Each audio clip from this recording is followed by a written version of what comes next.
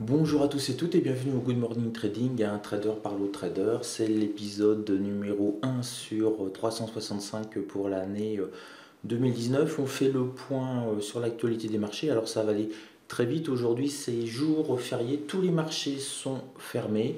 On va avoir une réouverture du Forex à 22 heures heure française et à minuit,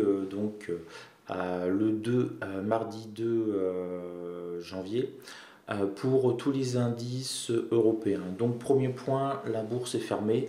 Donc ça va être une journée en fait qui va être mise à profit lorsque l'on est trader, notamment pour revoir sa station de trading, bien tout nettoyer, sortir les petites lingettes désinfectantes et compagnie pour se mettre aussi un petit peu en état d'esprit pour reprendre le trading après quelques jours et semaines pour moi si j'étais malade sans trop trader, vraiment pour se remettre dans le circuit. Vous aurez ce soir une deuxième vidéo pour que je vous parle justement de cette journée en tant que trader, parce que maintenant vous aurez deux vidéos pardon, et deux articles par jour. Une le matin pour le Good Morning Trading pour faire le point sur les marchés, celle que je suis en train de faire, et une le soir pour faire le bilan de la journée de trading. Et je vais comme cela faire 365 vidéos dans l'année, tous les jours, le week-end compris, pour vous montrer vraiment l'évolution d'un trader au quotidien, jour après jour, victoire après victoire, défaite après défaite, etc. Et notamment aujourd'hui qui est une journée finalement extrêmement importante pour commencer à tout préparer. Mais là c'est le Good Morning Trading, donc on en revient, donc marché boursier fermé, chose qui est importante, Trump a fait des déclarations, c'est ce qui a permis de maintenir hier le marché un petit peu plus haut que d'habitude. Il a évoqué de gros progrès sur le commerce avec la Chine, mais a insisté sur le mot gros, donc ça soulage les marchés. Ce serait peut-être la première bonne nouvelle de 2019 si on arrivait à un accord entre les États-Unis et la Chine. Mauvaise nouvelle que l'on a eue dans la nuit, c'est la contraction du secteur manufacturier en Chine au mois de décembre. Donc là, la deuxième économie mondiale est en train plus que de patiner. Elle commence même à s'essouffler de manière extrêmement importante, voire inquiétante. On le rappelle toujours, la Chine, c'est l'atelier du monde. Donc, si le secteur manufacturier chinois est en plein déclin, ça veut dire que la demande mondiale n'est pas très forte et ça peut nous présager un début d'année un petit peu compliqué sur les marchés financiers.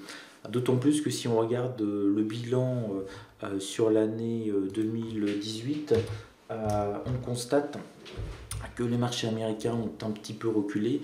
Le Dow Jones a perdu un peu plus de 5%, le S&P 6%, le Nasdaq moins de 4%, mais que l'on a un énorme décalage avec les marchés européens qui eux ont perdu plus de 10%. Le CAC 40 est à quasiment 11%, l'indice londonien est à 12% et le DAX a perdu près de 18% sur l'année 2018. Donc là, on peut voir qu'il y a une différence extrêmement nette de dynamique entre le vieux continent et le nouveau continent.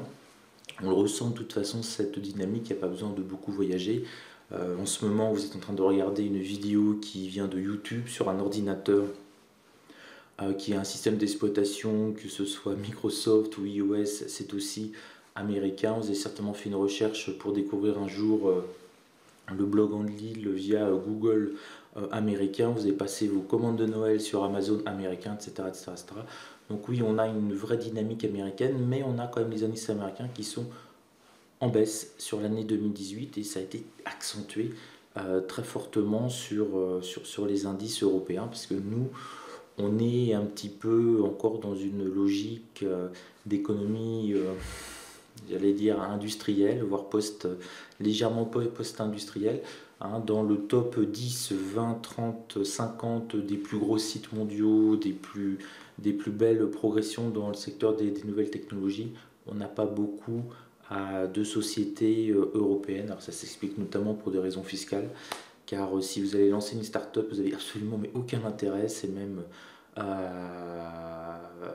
contre-productif de lancer votre start-up, notamment en France. Vous allez la lancer au Canada, les 3 premières années au Canada, vous allez être imposé à 0% pour laisser une chance à votre start-up de se développer.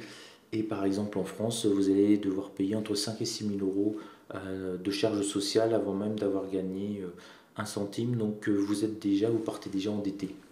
Donc ça peut expliquer aussi cette différence de dynamisme où on crée moins finalement d'activité, on crée moins dans les secteurs les plus dynamiques, puisque si vous voulez créer des logiciels ou des choses comme ça, vous pouvez vraiment choisir où vous voulez vous installer, donc dans les endroits les plus sécurisés, les plus sympathiques et les endroits qui vous donnent le plus de chances de réussir. C'est comme quand vous alliez à l'école et qu'il n'y avait pas la carte scolaire, vos parents vous inscrivaient généralement dans le collège ou dans le lycée. Essayez de vous inscrire du moins dans le collège et le lycée qui avait le meilleur taux de réussite au bac, qui avait la meilleure réputation. Ils n'allaient pas vous inscrire dans le collège ou le lycée le pire du coin.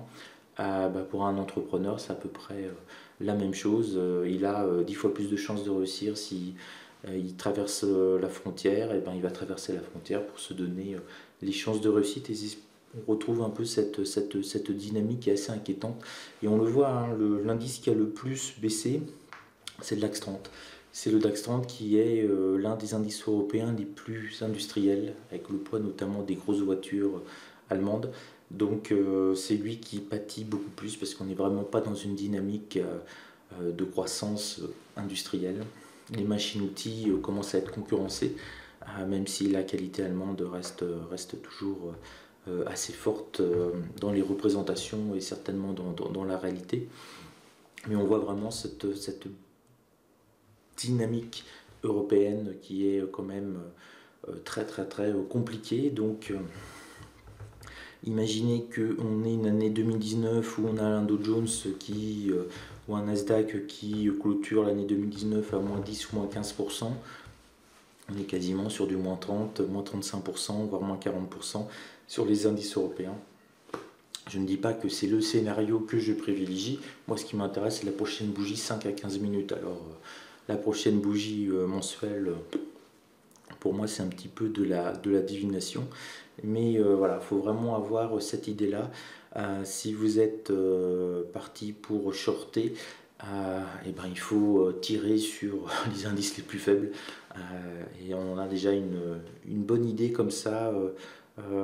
Et c'est pas pour rien que le Nasdaq est l'indice qui a le moins baissé, puisque c'est là où vous avez justement toute l'économie, la nouvelle économie porteuse de dynamisme, Amazon, Apple, etc., Facebook, Twitter et compagnie, qui eux ont finalement moins baissé du fait de ce dynamisme. Voilà, donc qu'il me soit aussi, je sais plus ce que je voulais dire juste après qu'il me soit possible, mais on va pas refaire la vidéo. Donc je vous souhaite aussi une bonne année 2019, plein de bonnes choses. Elle ne tiendra qu'à vous que cette année soit bonne, notamment si vous tradez.